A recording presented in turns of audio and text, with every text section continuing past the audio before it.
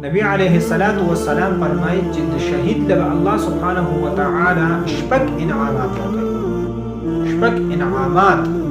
یو انعام ول الله سبحانه وتعالى دا ورکوي شهید ته چې د شهید وینا پزمکه د لګیدو نه مخکې الله سبحانه وتعالى شهید ته ټول ګناهونه معاف کړي.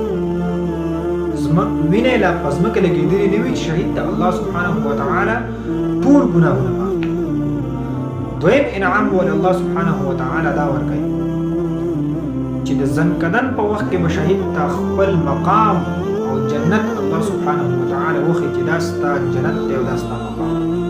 دومره لوی سخت په وخت کې په شهید باندې د ځنکدن سخت نه وي. دومره سخت دی لکه د میږي او ټک. دومره هغه د محسوسي الله سبحانه وتعالى په جنت کې خپل مقام وخی چې دا ستا جنت دی.